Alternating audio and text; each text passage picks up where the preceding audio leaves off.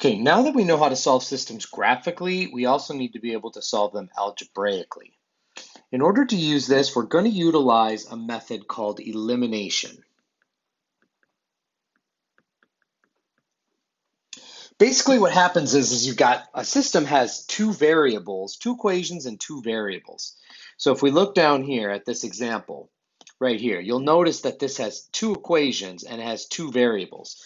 We don't actually have a way of solving when there's two variables. So what we need to do is we need to get down to a single variable, and the elimination method is what allows us to do that. So this process follows three steps. We're going to eliminate,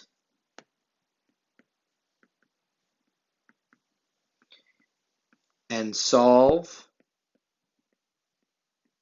for the first variable. Then we're going to solve for the second variable.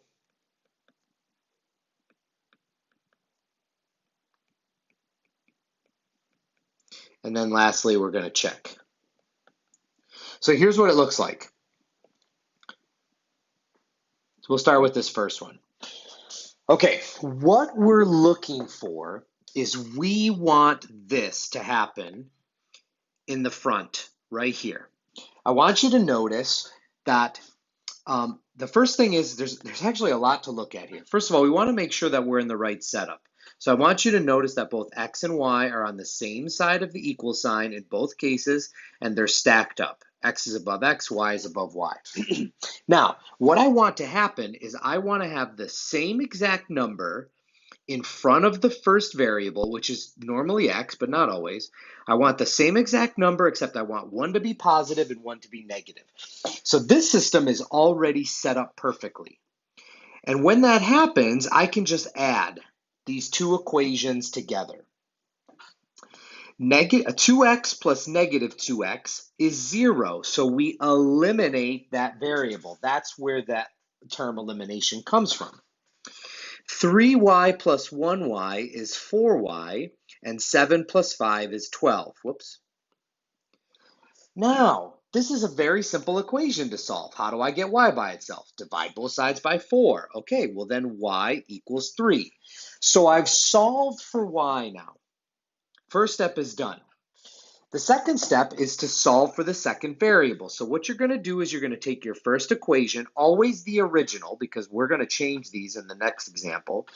Always the original, 2x plus 3y equals 7. And now you're going to plug in what you know. You know that y is 3. So 2x plus 3 times 3 equals 7. 2x plus 9 equals 7. Subtract 9 from both sides. 2x equals negative 2. Divide by 2 on both sides. X equals negative 1. Okay. So now I've solved for x and y. Now I need to do a check. To do a check, I'm going to use the second equation. So I use the first equation in the middle step, and I use the second equation in the last step. So here we go. Negative 2x plus y equals 5.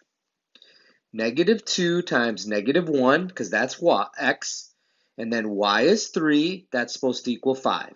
Negative 2 times negative 1 is 2. 2 plus 3 equals 5. That's a check. And then you always give your answer as coordinates. So my answer here is negative 1, 3. Okay? So that's what the process looks like. Now the problems get a little bit harder, and so let's look at one that's a little bit harder. Okay.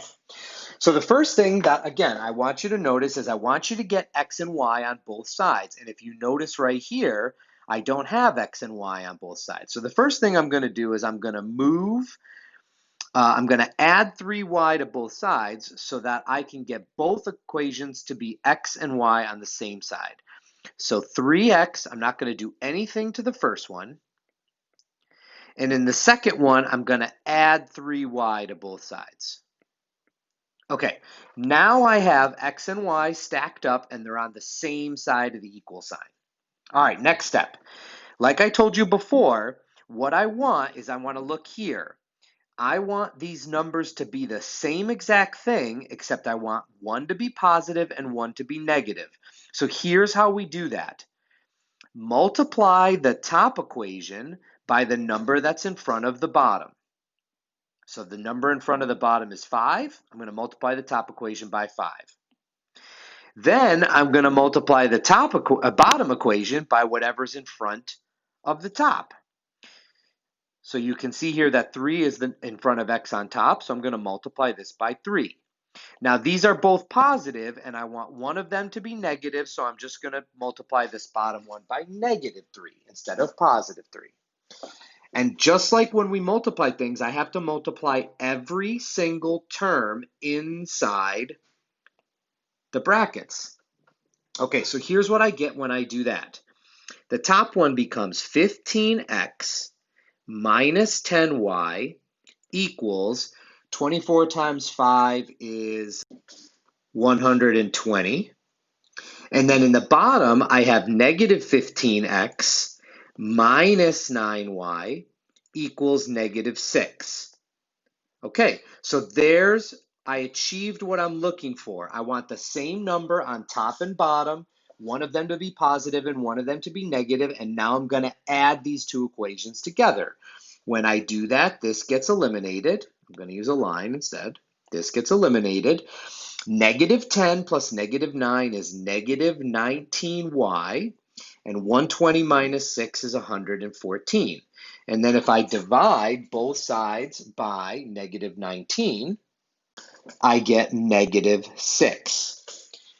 Okay, so that's an extreme example. That's pretty much as hard as it gets. I gave you the first equation. The system was not in the correct form.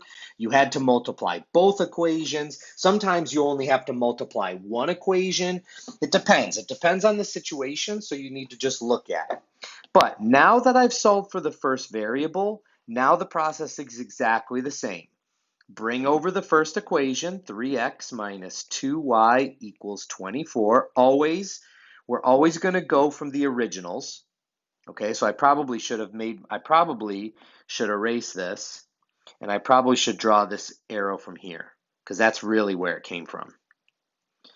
And then I'm going to substitute in negative 6 for y, and I get 3x plus 12 equals 24. Subtract 12 from both sides, x equals 4. Okay. Last step, check. Always go back to the originals. Always. Because if you make a mistake when you're multiplying or something, then you might get a false positive. So always go back to the originals when you're checking. So here we go. 5x equals negative 3y plus 2. Substitute in what you know. X is 4. 3 is negative 6. 20 equals 18 plus 2. That's a check. Write your solution as coordinates. And that is how we solve systems of equations algebraically.